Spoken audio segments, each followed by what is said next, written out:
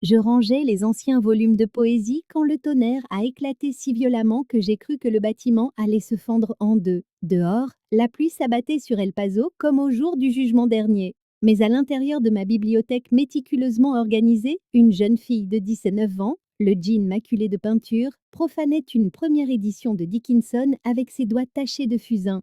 Ce livre vaut plus que toute votre garde-robe, dis-je en le lui arrachant des mains. Une odeur de térébenthine et de pluie s'accrochait à elle, tel un parfum exotique. Lorsqu'elle leva les yeux, je découvris un bleu qui vous fait oublier la phrase que vous alliez prononcer. Désolée, madame. Elle plissa les yeux pour lire mon badge. Gray, je dessinais juste l'illustration de l'oiseau. Les oiseaux?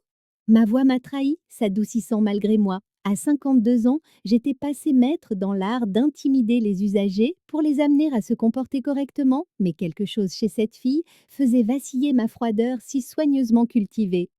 Des pirangas écarlates.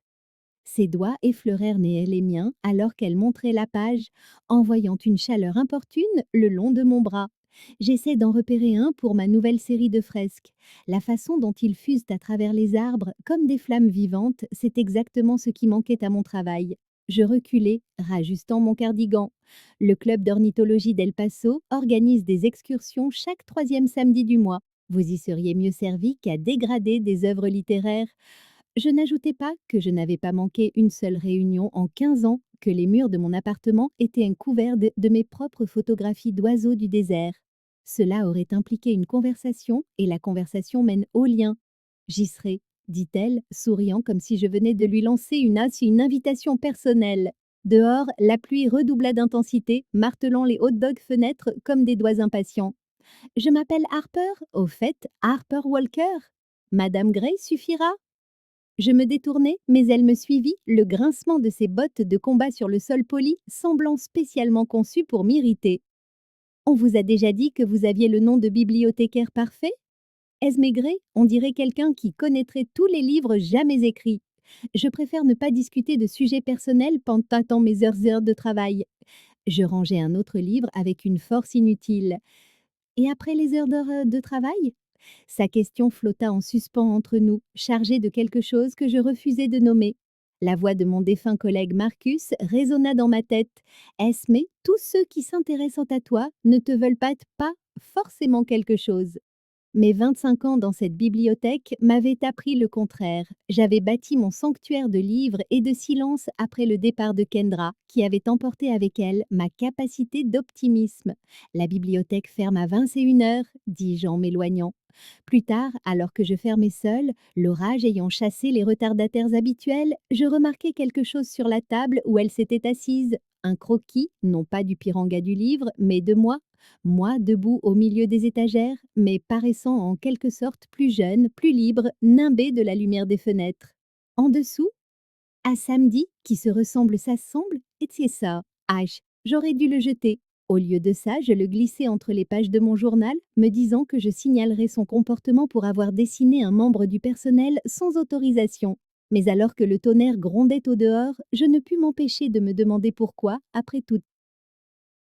Ces années d'isolement prudent, l'univers m'enverrait une fille aux mains tachées de peinture et aux yeux couleur de ciel d'été. Ce n'est que des mois plus tard que je comprendrai qu'Harper Walker n'était pas entré dans ma bibliothèque ce jour d'orage à la recherche de livres sur les oiseaux, mais pour me trouver, moi précisément, parce que ma signature de photographe figurait sur chaque photo d'oiseau de son guide préféré. J'arrivai au parc d'État de Wekotanks à 6h45 précises, mes jumelles suspendus à mon cou comme un talisman. L'air matinal du désert portait l'odeur de la créosote et de la terre humide de la pluie de la veille. L'aube peignait le ciel de touches d'aquarelle, ambrée et lavande. L'éclairage parfait pour repérer les azapes, les oiseaux migrateurs de passage à El Paso cette saison. L'avenir appartient à ceux qui se lèvent tôt, dit Reggie, le président du club, en cochant mon nom sur sa liste. L'endroit habituel? Je hochai la tête, me dirigeant déjà vers mon affleurement rocheux préféré. Depuis 15 ans, ce rituel mensuel était sacré, la solitude, l'observation patiente, l'instant où une espèce rare se révélait. Je n'avais jamais partagé mon poste d'observation avec personne, jusqu'à aujourd'hui. Et Madame Gray, vous m'avez gardé une place. La voix déchira le silence matinal comme une fausse note. Harper Walker grimpait les rochers d'Erm vers moi, coiffée d'un chapeau à large bord ridicule orné de ce qui semblait être de vraies plumes. Son appareil photo, d'un calibre professionnel à ma grande surprise, se balançait dangereusement à son épaule. Les autres membres du club se retournèrent pour la dévisager. Je ne vous ai rien gardé du tout, sifflai-je alors qu'elle se laissait tomber à côté de moi. Sa cuisse frôlait la mienne sur l'étroite corniche. C'est une excursion ornithologique sérieuse, pas un projet artistique. Je suis sérieuse, chuchota-t-elle en retour, ajustant son chapeau grotesque. Saviez-vous que les pirangas écarlates muent 2 fois par an? Une fois avant la migration et une fois après? La plupart des oiseaux chanteurs ne muent qu'une fois. Je clignai des yeux, agacée qu'elle ait fait ses recherches. Baissai la voix. Pendant l'heure qui suivit, elle resta effectivement silencieuse, ses yeux scrutant les arbres avec une concentration surprenante. La chaleur de son corps à côté du mien était une distraction. Je me surpris à jeter des coups d'œil à son profil, à la détermination de sa mâchoire, à la façon dont elle se mordillait la lèvre inférieure en se concentrant, et puis ce fut l'instant, un éclair de cramoisi brillant parmi les branches de genévrier. Là, murmurâmes nous à l'unisson, nos appareils photos se levant. Le piranga, un mâle en plein plumage nuptial, se percha un instant sur une branche exposée. Mon doigt appuya sur le déclencheur juste au moment où Harper se pencha en avant, heurtant mon bras. Zut, lâchai-je. Ma photo est fichue. Désolée, mais je l'ai eue. Ses yeux pétillaient tandis qu'elle vérifiait son appareil. Composition parfaite. C'était ma photo, dis-je, incapable de masquer l'amertume dans ma voix.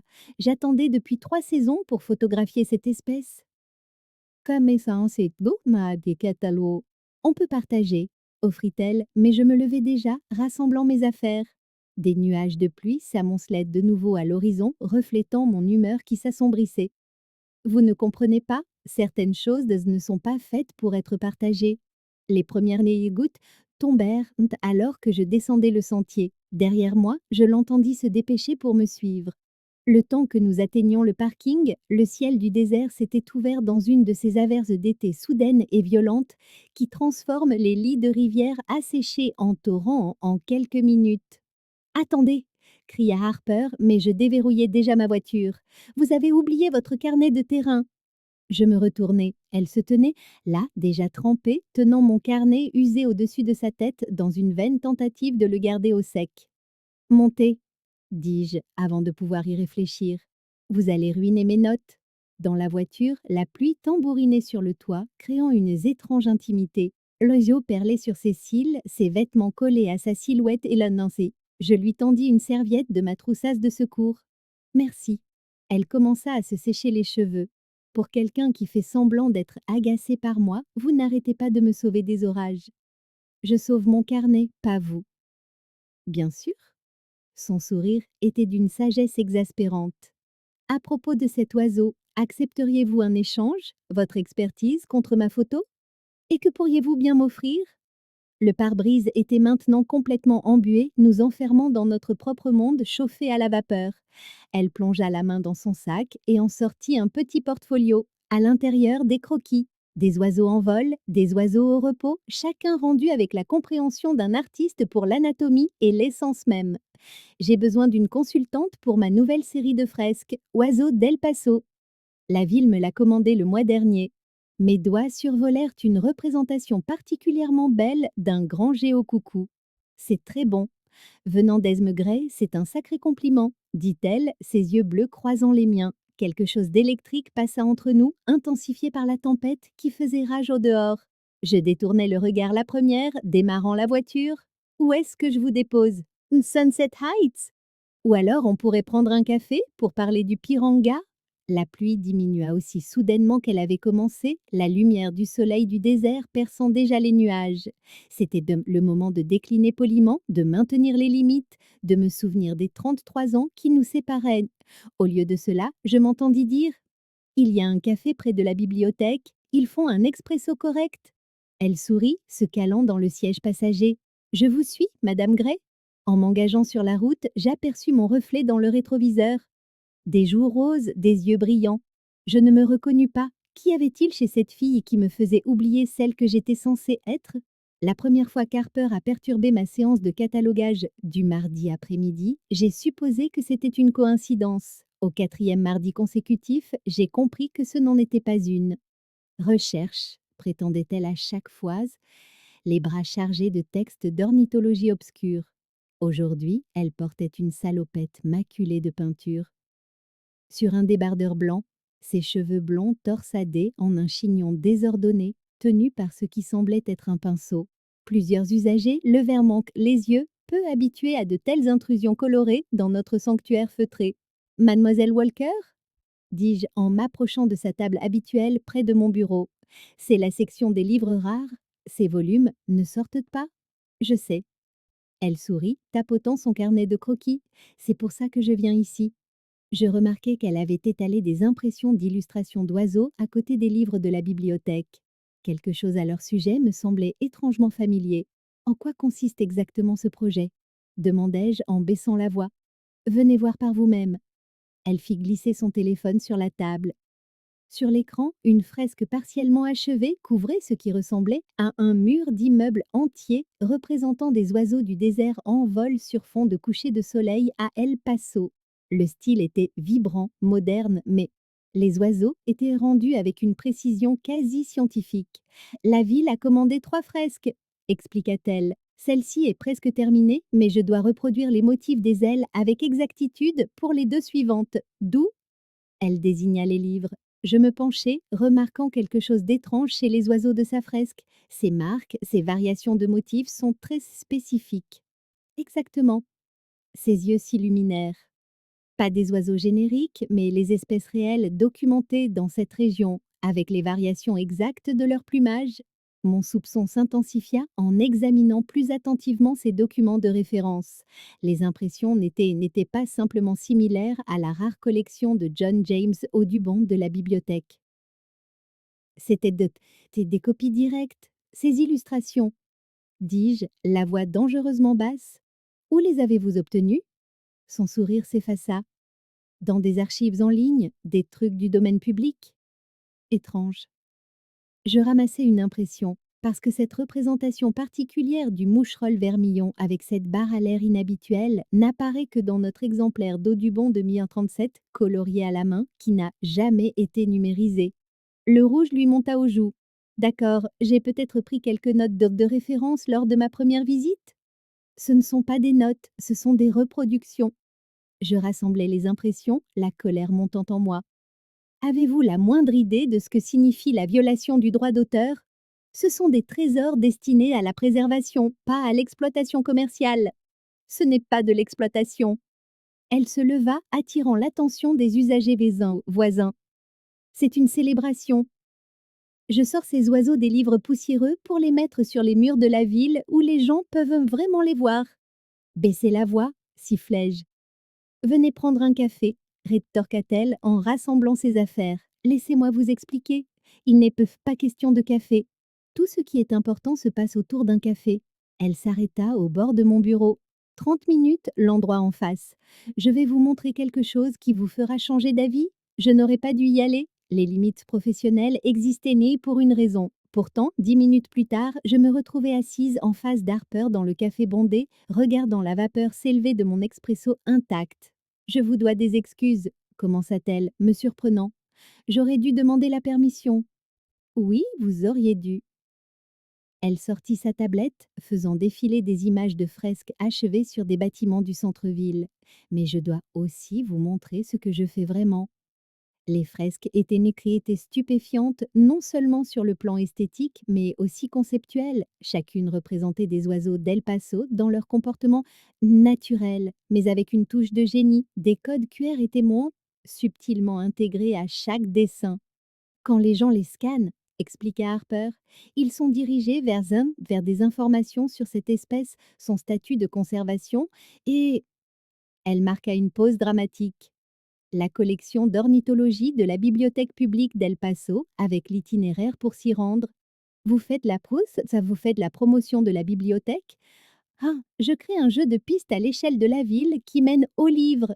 Ses yeux se plantèrent dans les miens. Parce qu'une bibliothécaire brillante m'a dit un jour que les oiseaux méritaient mieux que de la littérature dégradée.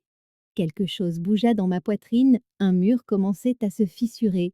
Le conseil d'administration me presse depuis des mois. d'accroître l'engagement communautaire. Considérez-moi comme engagé. Son sourire était contagieux. Cela n'excuse pas le problème de droit d'auteur. Et si la bibliothèque devenait un partenaire officiel, avec les crédits et les autorisations appropriées? Elle se pencha en avant. Votre nom aussi, si vous m'aidez à peaufiner les détails en... Mon nom? Susan Esme Gray, consultante en ornithologie. Ses doigts effleurèrent ça dans les miens les cassadiens en attrapant le sucre. Les oiseaux doivent être parfaits. Vous avez besoin de moi? Le besoin, un mot si dangereux. J'avais construit ma vie autour du fait de ne pas être nécessaire, de ne pas avoir besoin des autres. Et pourtant, cette jeune femme, à l'enthousiasme palpable, m'offrait quelque chose d'inattendu, une pertinence au-delà de mes étagères. Une seule condition, dis-je, me surprenant moi-même. Vous devrez présenter la proposition au conseil d'administration de la bibliothèque. Marché conclu. Elle tendit la main par-dessus la table et, avant que je puisse réagir, serra la mienne. Le contact envoya une chaleur qui irradia le long de mon bras. Ce jeudi, alors? Séance de planification à mon atelier? Je retirai ma main, soudain consciente de l'endroit public, du nombre d'usagers de la bibliothèque qui pourraient nous regarder. Consultation professionnelle uniquement, précisai-je, à la bibliothèque? Comme vous voudrez, Madame Gray? Son sourire suggérait qu'elle ne me croyait pas. Pire encore, je n'étais pas sûre de me croire moi-même. En retournant à la bibliothèque, le soleil de printemps me parut inhabituellement brillant, l'air plus frais. Je me dis que c'était le soulagement d'avoir résolu le problème de droit d'auteur. Rien à voir avec des yeux bleus ou des doigts tachés de peinture, ou la façon dont elle prononçait mon nom comme s'il était précieux. Rien à voir avec tout ça. Esme, tu as une minute? Marcus m'intercepta devant la salle du personnel. Son expression habituellement joviale était remplacée par de l'inquiétude. En 20 ans de collaboration, j'avais appris à faire confiance à son jugement, sinon toujours à sa tendance au mélodrame. Si c'est pour la réunion sur le budget, j'ai déjà préparé les diapositives, dis-je en continuant vers mon bureau. C'est à propos de ta jeune amie artiste. Il ferma la porte de mon bureau derrière nous, baissant la voix. Elle était encore là hier pendant que tu étais en conférence téléphonique. Elle a demandé tes horaires. Elle est sa consultante pour le programme de sensibilisation communautaire de la bibliothèque. Je m'occupais à réorganiser des papiers qui n'en avaient nul besoin. Le conseil a approuvé le projet la semaine dernière. Ce n'est pas... Il a hésita. Ça jase. Tu sais comment sont les gens dans cette ville. Je posai mes papiers avec un calme délibéré. Qu'insinues-tu exactement, Marcus? Rien, je m'inquiète pour toi. Ses yeux s'adoucirent. Après ce qui s'est passé avec Kendra. Mince, Kendra, c'était il y a 15 ans. La douleur familière refit surface malgré tout, aussi importune que toujours et complètement hors de propos. Harper Walker a une réputation, Esme. 3 arrestations pour vandalisme avant que la ville ne décide de qualifier son travail d'art plutôt que de graffiti. Elle a abandonné l'université après un semestre et elle change de petites amies plus souvent que de couleurs de peinture. Et donc elle a 19 ans, elle est impulsive et soudain très intéressée par une bibliothécaire respectée qui n'a jamais montré le moindre intérêt pour le monde de l'art jusqu'à présent. Je sentis la chaleur me monter au visage. C'est une collaboration professionnelle. Bien sûr que ça l'est. Son ton indiquait clairement qu'il croyait le contraire. Fais juste attention, tu as construit quelque chose de bien ici. Après son départ, je restais assise à regarder la photo encadrée sur mon bureau. Moi, recevant le prix de la bibliothécaire de l'année 5 ans plus tôt, le summum d'une vie soigneusement construite, sûre, respectée, prévisible. Quand exactement prévisible avait-il commencé à ressembler à une condamnation à perpétuité? Ce soir-là, je me retrouvais à faire quelque chose de totalement imprévisible. Me tenir devant un entrepôt reconverti dans le quartier des Arts, tenant une bouteille de vin que j'avais passé trop de temps à choisir. La porte s'ouvrit avant que je ne puisse frapper. « Vous êtes venu ?» rayonna Harper. Une tache de peinture barrait sa pommette. De la musique pulsait de l'intérieur, quelque chose avec des basses lourdes qui me fit me sentir instantanément vieille. J'avais dit que je viendrais. Je brandis un dossier. Les schémas de migration des oiseaux, comme vous l'aviez demandé? Toujours aussi professionnel? Elle sourit en prenant le vin. Venez rencontrer tout le monde. Tout le monde s'avéra être une demi-douzaine de jeunes d'une vingtaine d'années affalés dans le vaste espace industriel. Des toiles, à divers stades d'achèvement, étaient appuyées contre les murs de briques apparentes. L'odeur de diluant à peinture se mêlait à celle de l'encens et à quelque chose d'herbacé que je fis semblant de ne pas reconnaître. Voici Esme, annonça Harper, l'experte en oiseaux dont je vous ai parlé.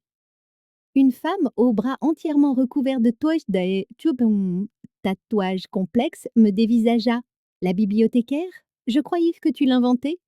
Darius ne croyait pas que quelqu'un puisse identifier les oiseaux par les motifs de leurs ailes à 50 mètres de distance, expliqua Harper en me guidant vers un canapé élimé. Je ne suis pas si impressionnante, protestai-je, douloureusement consciente de mes chaussures sages et de mon cardigan au milieu de leur désordre artistique. Montre-leur tes faux photos, insista Harper. À contre-cœur, je sortis mon téléphone, leur montrant des clichés de mes expéditions ornithologiques.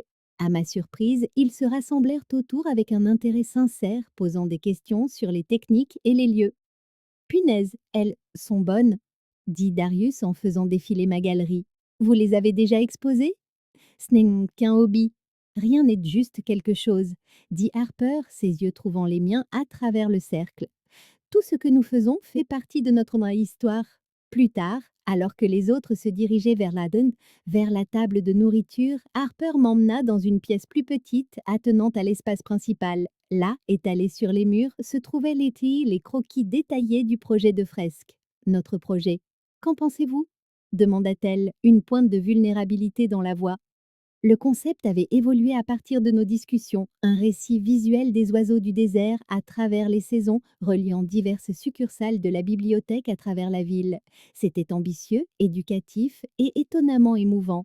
C'est remarquable, admis-je. Vous avez capturé exactement ce que j'ai décrit. C'est ce qui arrive quand quelqu'un vous écoute enfin. Harper s'assit en tailleur sur le sol, tapotant l'espace à côté d'elle. Me surprenant moi-même, je la rejoignis, le dos contre le mur. Alors que le coucher de soleil peignait l'atelier d'une lumière ambrée, nous partageâmes le vin et des histoires d'enfance. Sa mère artiste partit quand Harper avait 8 ans, mon père rigide qui n'avait jamais compris ma fascination pour les oiseaux. D'une manière ou d'une autre, ma main se retrouva à côté de la sienne sur le parquet, nos auriculaires se frôlant presque, mais pas tout à fait. Pourquoi les oiseaux? Demanda-t-elle d'une voix plus douce que je ne l'avais jamais entendue. Ils sont libres, dis-je simplement. Nul besoin d'explication ni de justification pour leurs allées et venues. Les doigts de Harper se rapprochèrent des miens, des miens. C'est ce que tu veux, la liberté? La question flotta entre nous, lourde de sous-entendus. Avant que je ne puisse répondre, son téléphone vibra. Un texto de ses amis qui se demandaient où nous avions bien pu passer. On devrait y retourner, dis-je, soudain consciente de l'intimité de cet instant. Alors que nous rejoignions le groupe, l'avertissement de Marcus me revint en mémoire. Mais en regardant Harper rire avec ses amis, s'animer en décrivant notre projet, je me demandais si le vrai danger n'était pas ce que les autres pourraient non penser, mais à quel point je commençais à me sentir vivante en sa présence. L'orage arriva sans crier gare. Un instant plus tôt, le ciel d'El Paso était clair. L'instant d'après, des nuages sombres venus du Mexique déferlaient, apportant des éclairs qui zébraient le ciel comme des veines de feu.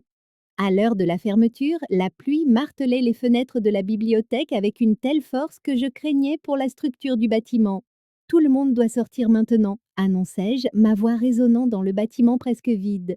Le service météorologique a émis une alerte aux crues soudaines. Les quelques usagers restants se dépêchèrent sortir le col de leur manteau relevé contre l'averse. Je traversais méthodiquement les salles de lecture, vérifiant s'il restait des retardataires, quand un coup de tonnerre fracassant fit vaciller les lumières de manière inquiétante. Il ne manquait plus que ça, marmonnai-je en pressant le pas. Plus tôt j'aurais fini ma ronde, plus tôt je pourrais entamer le périlleux trajet du retour. Au détour d'un rayon dans la section d'histoire naturelle, une silhouette surgit d'entre les étagères, faisant bondir mon cœur dans ma gorge.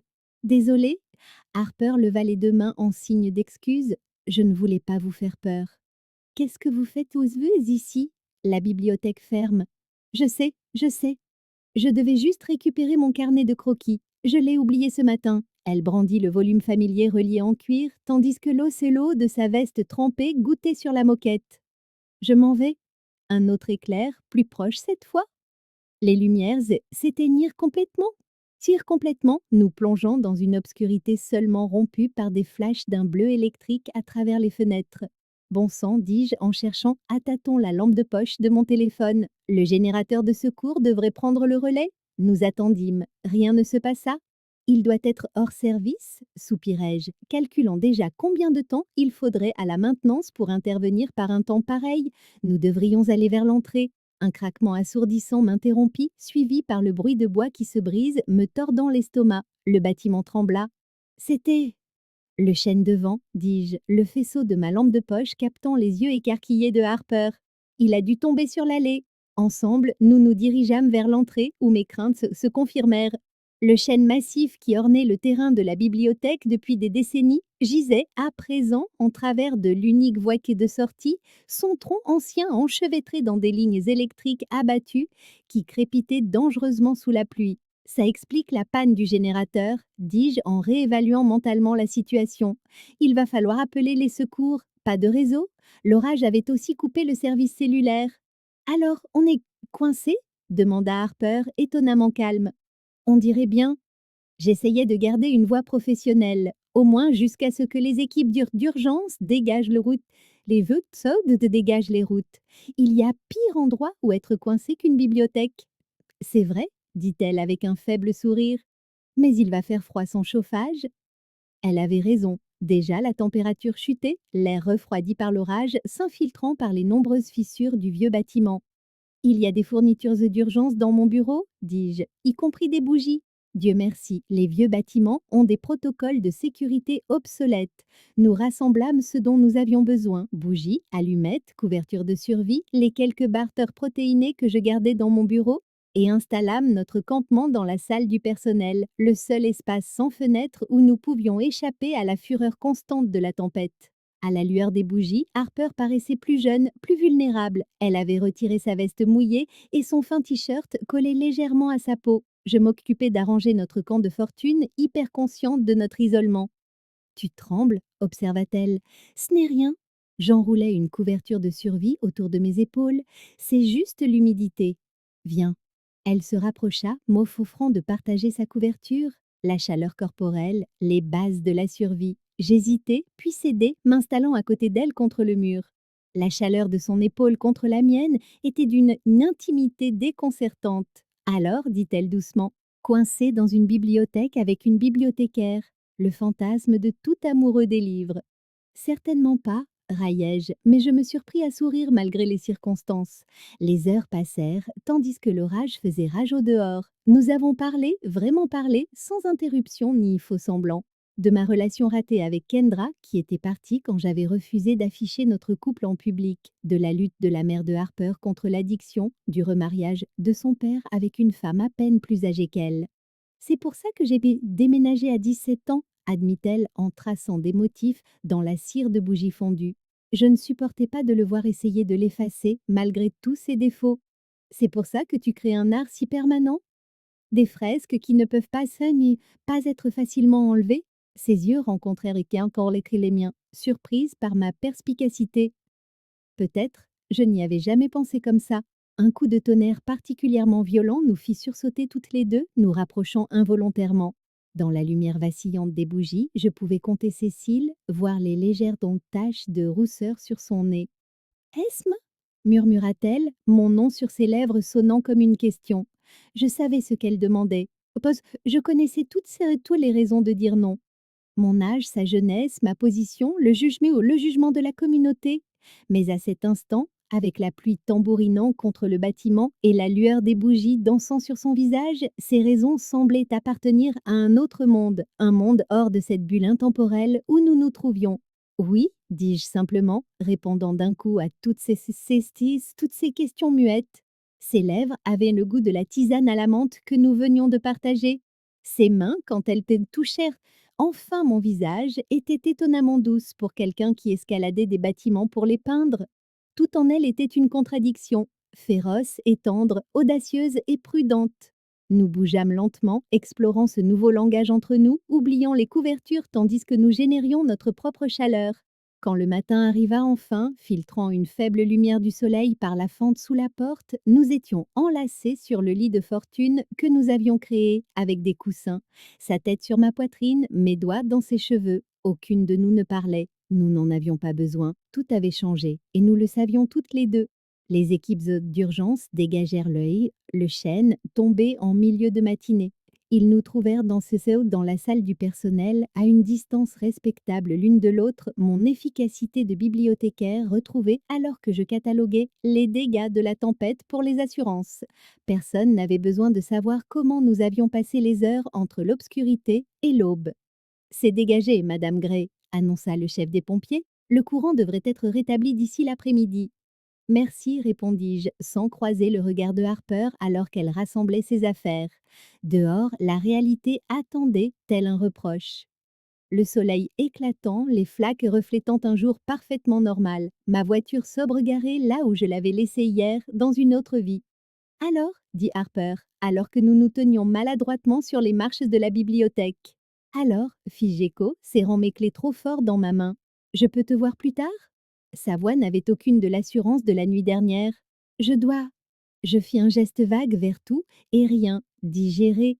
Elle hocha la tête, sa déception visible mais contenue.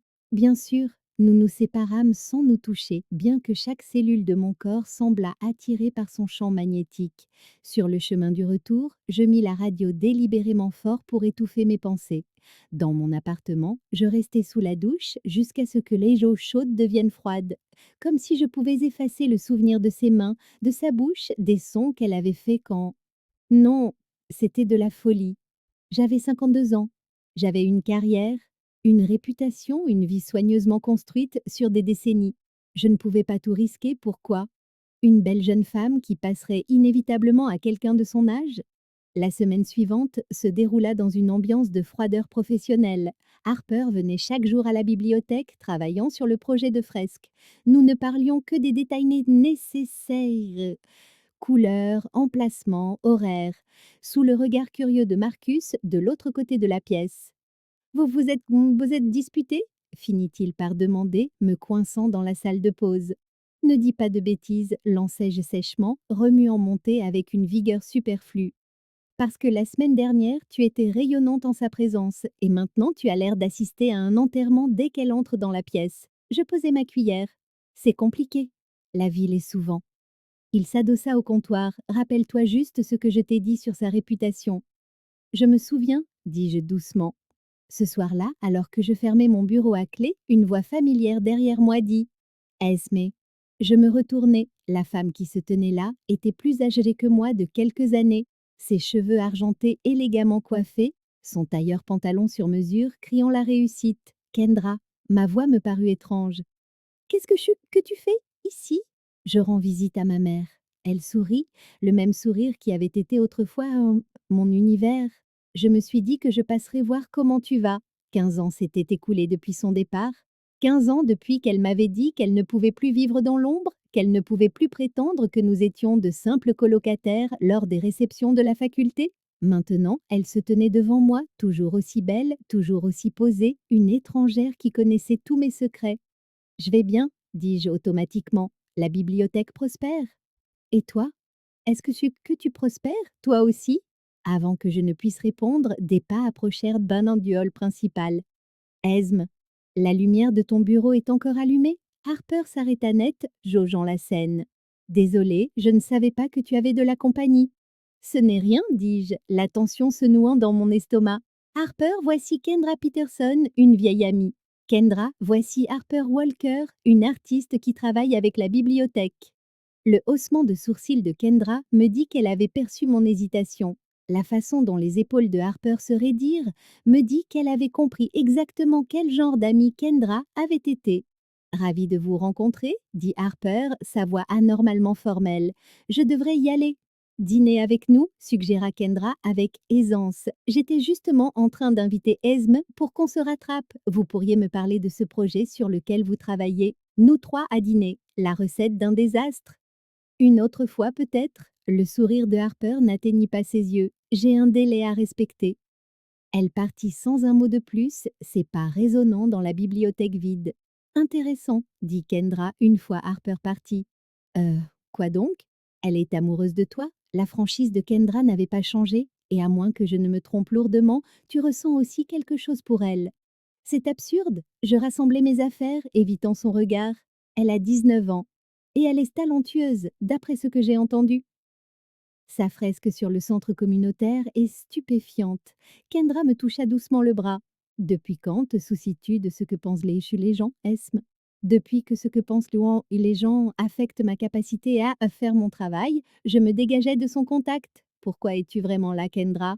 Honnêtement, j'ai vu sa fresque la semaine dernière, celle avec les oiseaux formant un chemin vers la bibliothèque. Elle m'a immédiatement fait penser à toi.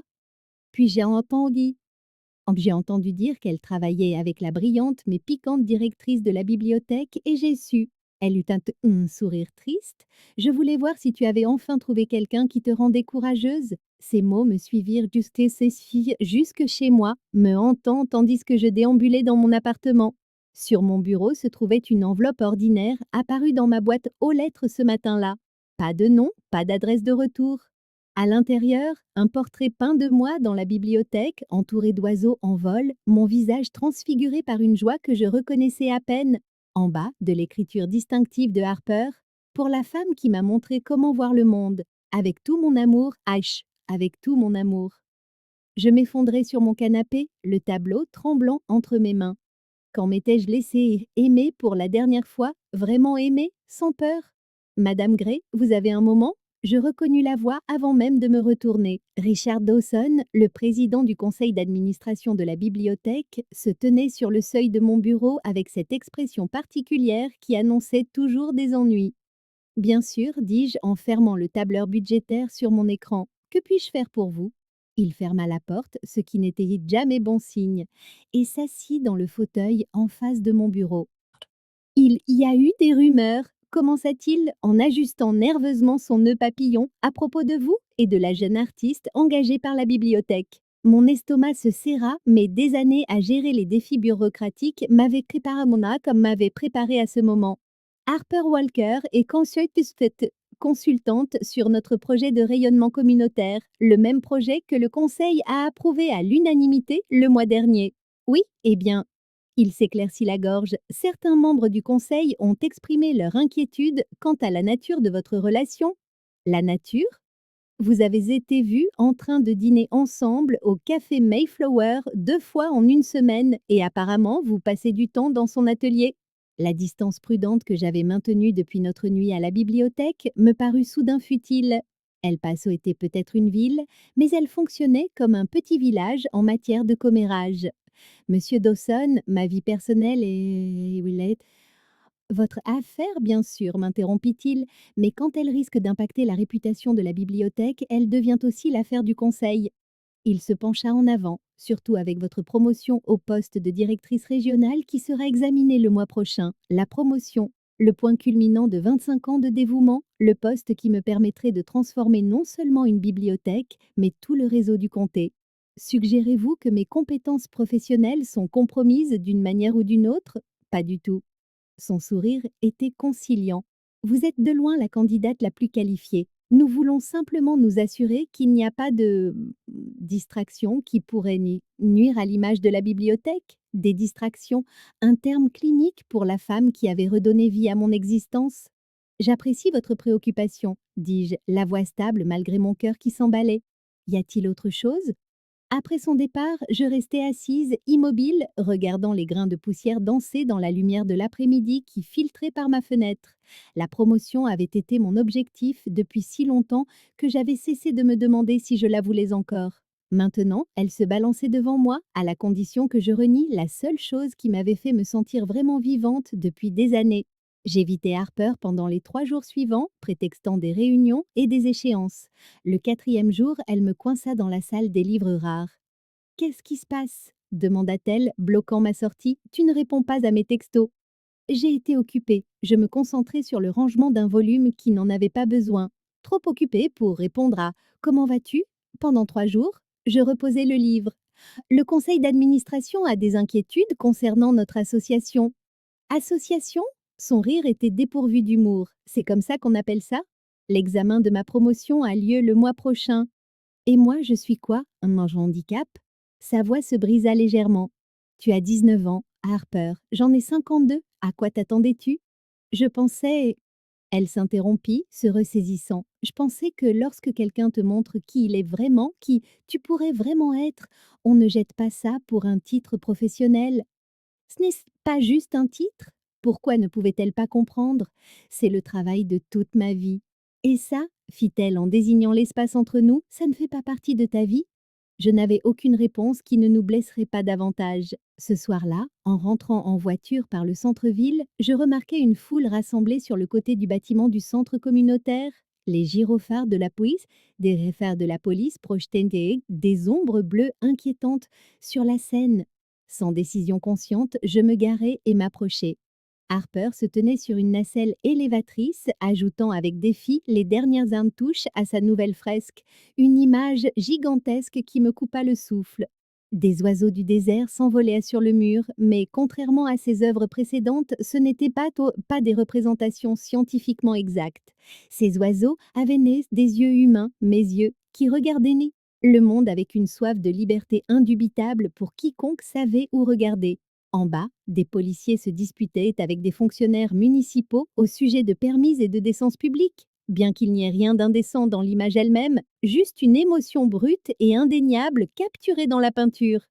Elle est ici là-haut depuis midi, me dit quelqu'un dans la foule. Elle refuse de s'arrêter même quand ils ont menacé de l'arrêter. La fierté se mêlait à la peur dans ma poitrine en la regardant travailler, inconsciente de l'agitation en bas. C'était Harper, passionnée, intrépide, refusant de cacher ce qui comptait pour elle, tout ce que je n'étais pas.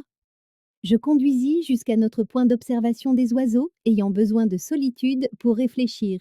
La soirée de printemps était parfaite, une brise chaude transportant l'odeur du créosotier, une lumière dorée filtrant à travers les genévriers. Au loin, un couple de faucons décrivait des cercles en tandem, leurs mouvements si parfaitement synchronisés qu'ils auraient pu n'être qu'une seule créature.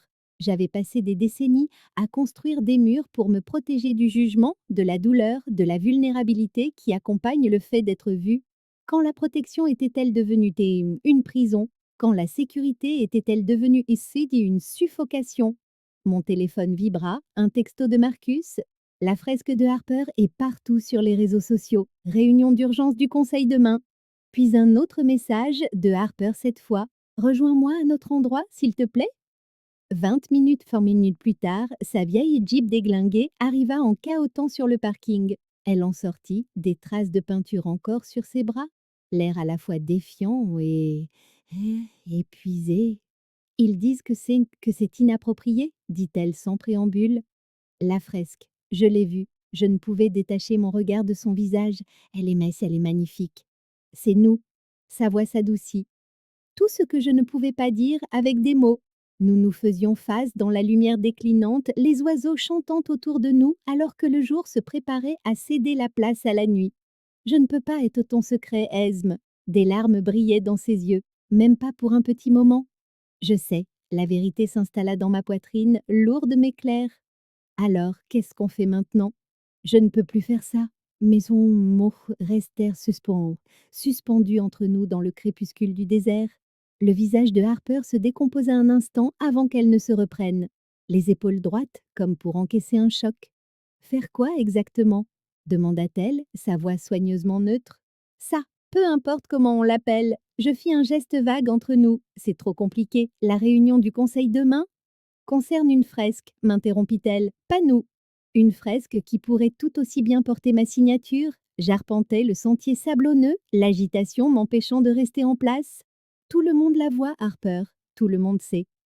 Et c'est ça, le problème? Ses yeux bleus s'assombrirent. Pour que les gens découvrent que tu as des sentiments? Pour que je risque de perdre tout ce que j'ai bâti? Les mots m'échappèrent dans une explosion, bien trop fort dans le calme du soir. Une tourterelle surprise s'envola d'une branche voisine. 25 ans. C'est le temps que j'ai mis à construire cette carrière, avant même que tu ne sois né. Elle tressaillit à ce rappel délibéré de notre différence d'âge, mais se reprit vite. Alors c'est ça? Tu choisis la bibliothèque plutôt que moi? Ce n'est pas un choix, C'est la réalité. J'adoucissais ma voix. Tu as toute la vie devant toi. Tu rencontreras quelqu'un de ton âge, quelqu'un qui pourra te donner. Tais-toi. Elle leva une main. N'ose même pas me dire ce que je veux ou ce qui est le mieux pour moi. Je suis jeune, pas stupide. Je n'ai jamais dit. Tu n'en as pas eu besoin. Elle se détourna, le regard fixé sur l'horizon où le soleil avait presque disparu. Tu sais ce que je pense? Je pense que tu n'as pas peur de perdre ton travail. Tu as peur d'être heureuse? L'accusation me piqua au vif, précisément parce qu'elle contenait un fond de vérité. Le bonheur m'avait toujours semblé être une chose qui n'arrivait qu'aux autres, un état précaire auquel je ne pouvais me fier. Ce n'est pas juste. Rien de tout ça n'est juste. Elle donna un coup de pied dans une pierre qui dérapa sur la terre battue. Mais au moins, moi, j'ai le courage d'essayer. Nous sommes rentrés en ville séparément, la distance entre nos voitures devenant la manifestation physique du gouffre qui se creusait entre nous. Cette nuit-là, je dormis à peine, répétant ma déclaration pour la réunion du conseil jusqu'à ce que les mots perdent totalement tout leur sens. Au matin, ma résolution s'était durcie. J'arrivai à la bibliothèque avec une heure d'avance, organisant mon bureau comme si je préparais une inspection. Quand mon téléphone vibra, affichant un SMS de Harper, bonne chance aujourd'hui, je le laissai sans réponse. La réunion du conseil commença à 9 heures dans heure précise. J'étais assise au bout de la longue table, les mains croisées devant moi, l'image même du sang-froid professionnel. Richard Dawson exposa la situation. Les plaintes de la communauté sur la nature suggestive de la fresque, les inquiétudes quant à l'association de la bibliothèque avec un art controversé, les questions sur mon jugement à poursuivre ce partenariat. Quelqu'un a-t-il d'autres commentaires avant que Madame Gray ne réponde? Demanda Dawson. Une membre du conseil, que j'avais toujours considérée comme une alliée, s'éclaircit la gorge. Je connais Esmé depuis 15 ans. Son dévouement à cette bibliothèque est hors de question. Mais cette relation témoigne d'un manque de jugement que nous ne pouvons ignorer en considérant le poste de directrice régionale. Un murmure d'approbation parcourut la table. Je sentis quelque chose que se fissurer en moi, la prise de conscience qu'aucune excellence ne pourrait surmonter leur malaise face à la personne que je pouvais aimer. Madame Gray, insista Dawson, votre réponse? J'ouvris mon dossier, ma déclaration préparée bien en évidence, puis je le refermai. Ma vie personnelle n'a aucun rapport avec mes compétences professionnelles, dis-je, me surprenant moi-même. Et si vous pensez le contraire, alors cette institution n'est peut-être pas celle que je croyais. Un silence pesant s'abattit sur la pièce. Avant que quiconque puisse répondre, la porte s'ouvrit à la volée. Harper se tenait là, bien différente de son apparence habituelle, éclaboussée de peinture. Elle portait un blazer ajusté sur un chemisier simple, ses cheveux soigneusement attachés, un portfolio à la main. Désolée pour le retard, annonça-t-elle, comme si elle avait été invitée. La circulation était infernale. Mademoiselle Walker, c'est une réunion privée, balbutia Dawson. En fait, en tant qu'artiste engagée par la bibliothèque pour le projet communautaire, j'ai des informations pertinentes. Elle s'approcha de la table avec une assurance que je ne lui avais vue qu'en peignant. Puis-je? Sans attendre la permission, elle ouvrit son portfolio et étala des photographies sur la table. Celle-ci date de l'inauguration de la fresque à l'école primaire Jefferson, hier, expliqua-t-elle. Cela fait partie de l'initiative d'alphabétisation que nous avons développée. Les photos montraient quand des enfants rassemblés autour d'une fresque colorée représentant des personnages de livres célèbres, chacun doté d'un QR code menant à la collection numérique de la bibliothèque. Les demandes de cartes de bibliothèque ont augmenté de 60% depuis l'installation de la première fresque, poursuivit-elle en sortant un graphique, et la fréquentation des annexes les plus proches de chaque installation est en hausse de 43%. Les membres du conseil se penchèrent malgré un mot, examinant les preuves du succès. Tout cela est sot et bien beau, dit Dawson, mais la fresque du centre communautaire est une représentation abstraite de la transformation, acheva Harper avec aisance. Toute autre interprétation en dit plus sur celui qui la regarde que sur l'œuvre elle-même. Elle croisa brièvement mon regard, une lueur de sa malice habituelle, visible seulement de moi. À cet instant, je compris ce qu'elle faisait. Elle se battait pour moi, pour nous, mais selon mes propres règles, en utilisant le professionnalisme comme un bouclier, exactement comme je l'avais toujours fait. L'ironie était presque insupportable. Merci pour votre présentation, mademoiselle Walker, dis-je en me levant. Mais si le conseil a déjà décidé que mes relations personnelles l'emportent sur mes contributions professionnelles, il est inutile de poursuivre cette discussion. Esme, m'avertit Marcus, depuis son siège près de la porte. Non, je rassemblais mes papiers avec un calme délibéré. J'ai donné à cette bibliothèque les meilleures années de ma vie. Si cela ne suffit pas, vous aurez ma démission avant la fin de la journée. Je sortis, le dos droit, le cœur battant. Derrière moi, j'entendis la voix de Harper. Pour ce que ça vaut, vous faites une terrible erreur. Avant que la porte ne se referme, dehors, le soleil de printemps semblait d'une luminosité impossible. Je restai sur les marches de la bibliothèque, soudainement sans attache, incertaine de la suite. Je n'avais jamais assisté au vernissage d'une galerie d'art. L'invitation était restée sur le comptoir de ma cuisine pendant 3 jours avant que je n'admette enfin que j'allais y aller. Un mois après avoir quitté cette réunion, je me sentais toujours à la dérive, flottant dans des possibilités que je ne m'étais jamais autorisée à envisager. Le musée d'art contemporain d'El Paso bourdonnait d'énergie. Des gens aux tenues élégantes sirotaient du vin, discutant de technique et de symbolisme sur un fond de musique d'ambiance. Je me sentais terriblement déplacée dans ma simple robe noire, serrant mon petit sac comme un bouclier. Esme Gray, c'est bien vous? Je me retournai et vis Darius, l'ami tatoué de Harper, qui me souriait. La mystérieuse bibliothécaire sort de son habitat naturel. Pas si mystérieuse, souris-je, malgré ma nervosité. Elle est là, dans la loge de l'artiste, le trac d'avant-spectacle. Il désigna une porte marquée Privé. Elle n'arrêtait pas de demander si vous viendriez. Le cœur dans la gorge, je m'approchai de la porte et toquai doucement. Plus d'interview, lança la voix de Harper de l'intérieur. C'est moi, dis-je. Silence, puis des bruits de pas. La porte s'ouvrit et Allée des Tailles et était là, les cheveux relevés, vêtue d'un tailleur qui parvenait à être à la fois professionnel et rebelle. Elle avait ajouté une seule mèche bleue à ses cheveux blonds, parfaitement assortie à ses yeux. Tu es venu, souffla-t-elle. Je avais dit que je viendrais. Nous restâmes là à nous dévisager après des semaines de séparation. J'avais entendu parler de sa notoriété grandissante. La galerie avait promu l'exposition de ce soir comme les débuts de la nouvelle voie la plus provocante d'El Paso. Ce que je n'avais pas entendu, c'était comment elle allait, si elle avait pensé à moi, si elle était passée à autre chose. Tes cheveux, dis-je stupidement. Ta robe, répondit-elle, un sourire aux lèvres. Je ne t'ai jamais vu sans tes cardigans. Occasion spéciale? J'hésitais. Félicitations pour l'exposition. C'est une belle réussite. Tu veux la voir avec moi? Elle me tendit la main. Avant qu'il ne laisse entrer tout le monde, la galerie était étrangement silencieuse, nos pas résonnant sur le béton poli tandis qu'elle me guidait à travers l'exposition. Les oiseaux occupaient une place prépondérante dans chaque œuvre. Des oiseaux en vol, au repos, comme métaphore de la liberté et de la contrainte. Je reconnus des références à nos conversations, à nos observations communes, au temps que nous avions passé ensemble. Puis nous arrivâmes devant la plus grande toile, un triptyque qui dominait le mur du fond. Le panneau central montrait une femme à la croisée des chemins, regardant vers le ciel où des oiseaux formaient un pont entre deux mondes. C'était indubitablement moi, et pourtant ce n'était pas moi. La femme du tableau possédait une sérénité confiante que je n'avais jamais réussi à incarner. C'est comme ça que je te vois, dit doucement Harper, entre deux mondes, mais sur le point de prendre ton envol. C'est magnifique, murmurai-je, mais je ne suis pas aussi courageuse. Ah non? Elle se tourna complètement vers moi. Tu as démissionné. Je n'ai pas démissionné, j'ai juste... Je m'interrompis, car elle avait raison. Après être partie ce jour-là, j'avais envoyé ma lettre de démission officielle, mettant fin à une carrière de 25 ans en 3 paragraphes de courtoisie professionnelle soigneusement pesés. L'université m'a appelé hier, avouai-je. Ils m'offrent un poste pour gérer leur collection ornithologique et enseigner la bibliothéconomie. Esme, elle me saisit les mains. C'est parfait pour toi.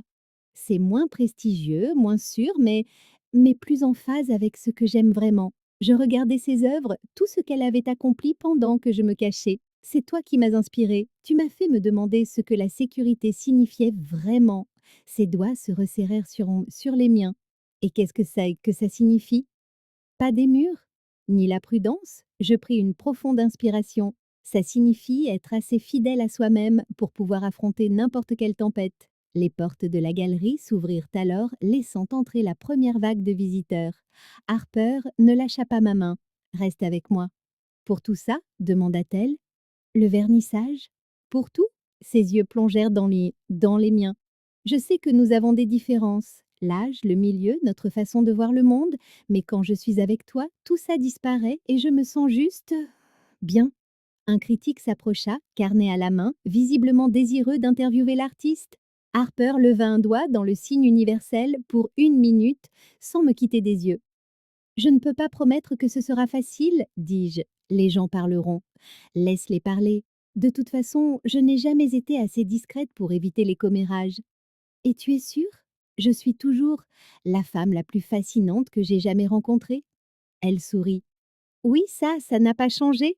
Le temps sembla s'arrêter alors que nous étions là, entourés par son art, au seuil de quelque chose de terrifiant et de merveilleux à la fois. Je pensais à toutes ces raisons de dire non, de me replier dans ma zone de confort, et je les trouvais vaines face à la réalité de sa présence. D'accord, dis-je simplement. D'accord.